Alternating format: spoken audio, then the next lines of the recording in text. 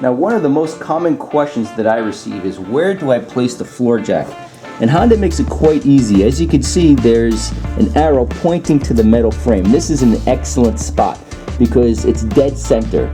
So in other words, as we jack up the car, it will raise the driver and the passenger side at the same time, as opposed to jacking up one side at a time, then lowering the vehicle, going to the other side and doing it all over again. So just use this mark, go dead center. We'll place jack stands on both sides, and it will make the job a lot more fluid and quicker and easier. Now what I'm doing here just to get these lug nuts off easier is I'm using a bar to place over the ends of your lug nut wrench, or in this case a ratchet. This will give you a lot more leverage, make it a lot easier to remove these lug nuts.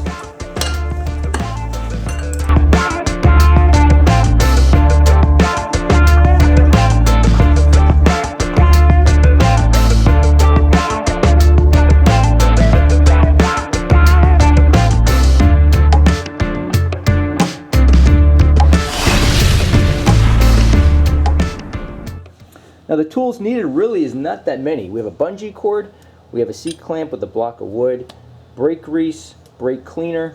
This is just a Phillips size screwdriver, 3-pound hammer. This makes the job very easy so you don't have to beat up your hands. 17mm and a 12mm wrench.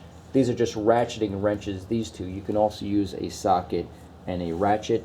And this is really the biggie for this job for Honda and Acura's, a hand impact set. You'll see why you need this. Again, lifesaver, lifesaver, lifesaver. You'll see why in a few moments. And WD-40 to loosen up the bolts.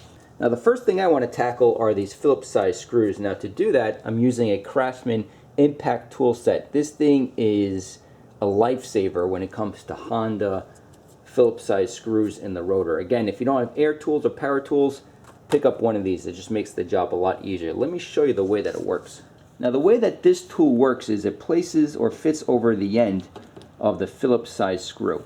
On the opposite side, you hit it with a hammer. Now the heavier the hammer, the better off you are. So in this case, I'm going to use a 3-pound hammer. And as you strike the end of this impact tool, we'll slowly also turn it counterclockwise to loosen up the screw. And very slowly, these guys will come out. They'll back out. So let me get my safety goggles and I'll show you exactly on how you can do this. So just place the end right on the screw, make sure it's nicely gripped, and watch how easy this is. And that's it. That's all it takes, guys. Get this. It's a lifesaver. We're going to remove this lower nut on the bottom of the caliper, and then we'll slide up the caliper and get clear access to the brake pads and also the rotor. Now this happens to be a 12mm, and what I'm going to do is use a hammer. That way it makes it a lot easier removing this bolt, and you don't have to kill your hands trying to do it. Okay. Now before we remove the caliper, I'm just going to remove the bracket here holding on the brake line. That way we'll have a lot more freedom. It won't be constricted. And then we can just slide up the caliper.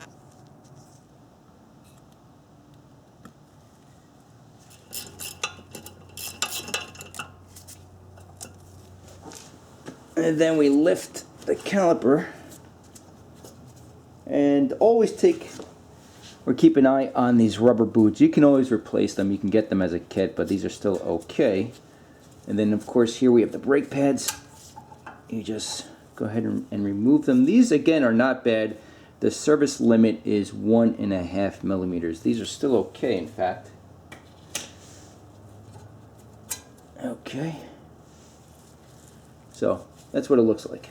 And then just slide out the caliper. Right here you have a rubber boot. Just pull back the boot. Again, if this is ripped, just replace it. You can get a kit for maybe $15 or so. It includes the pins and everything else. And then suspend the caliper using a bungee cord. You can use zip ties, whatever you want to use. But you don't want to just let it hang because it'll place too much stress on the hose. You don't want it to rip. Now we have to remove this caliper bracket. On the rear, we have 2 bolts. These are 17mm. There's one right there, another guy right there. Again, I'm going to use a long wrench, something like this. The longer the better. and strike the end with the 3-pound hammer.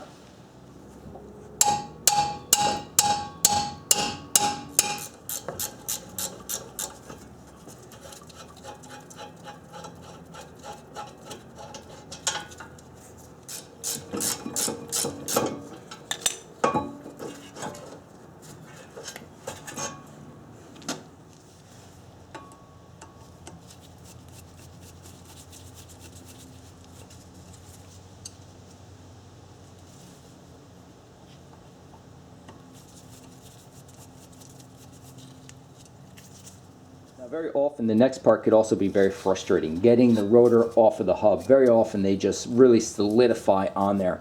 The easiest way by far to remove these, it's so easy, is you get 2 8mm tight bolts. Make sure that they're machined, okay, not threaded.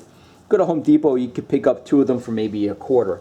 Now if you take a look, you have 2 holes already drilled into the rotor, and these accept 8mm type threaded bolts. So the way that this works is as we turn these bolts, it will hit the hub and drive out the rotor. So let me show you. And this really is by far the easiest way. As you can see, it's already coming off. There you go. It's so easy, guys. Just use this technique. Don't go crazy using a hammer. Just forget it. You'll be there for an hour just knocking this thing off. Now when you're ready to install the new rotor, don't forget you have these 2 Phillips size markings. Make sure that they line up with the drill marks in the hub here, like so. Then we'll place the caliper bracket back on the vehicle.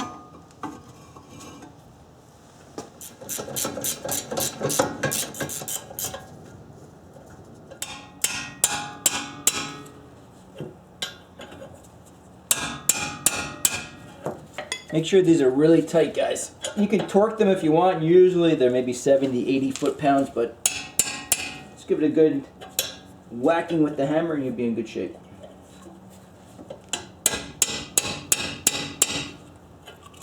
Now before we reinstall the brake pads, just make sure that the retainers are clean, free of debris, which these are. And then I'm going to apply some brake grease on the back of the shims here. Now if you take a look, we're using the same brake pads because they're still in good shape, but there's a difference. This one has an indicator, this one does not. You're going to place the brake pad with the indicator on the inside with the indicator facing up. Okay, so just like this, this is how this is going to be reinstalled. So let's place a little bit of brake pad grease. Just a little bit, you don't need a lot. Very often when you purchase brake pads, they'll ask if you want any brake pad grease, and you do. Okay. And then we just place this right back on the retainer. Okay. And then on the opposite brake pad, or the outside brake pad, a little bit of grease.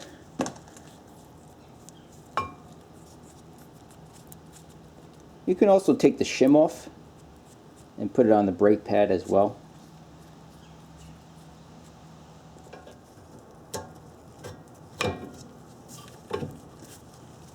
And before we reinstall the caliper, I always like to put a little bit of brake grease on the pin.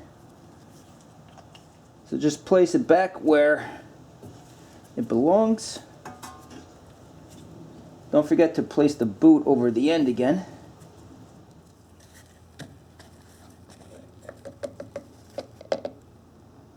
Now what we need to do is compress this piston back into the bore of the caliper. And to do that, get yourself a piece of wood, place it over the piston, then grab a C-clamp.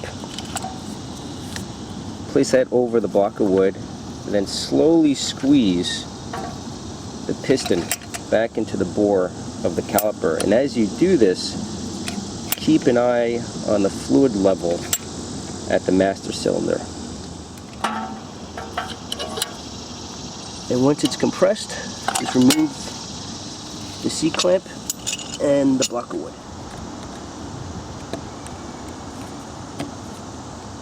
As you can see, you just want this pin to move back and forth very freely.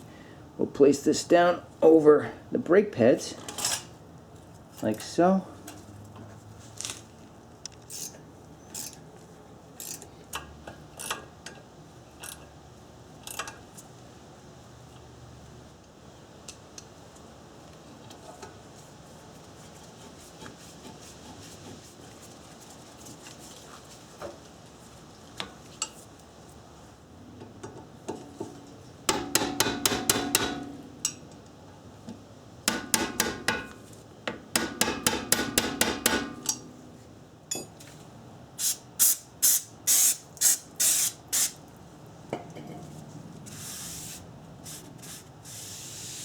And then of course don't forget just to press down on the brake pedal before you start the car. And once you wrap everything up, you have the wheel back on the car. You can torque them to 80 foot-pounds if you happen to have a torque wrench. And if you're curious on how this works, I'll include a link in the description box below just showing on how you can adjust one of these torque wrenches.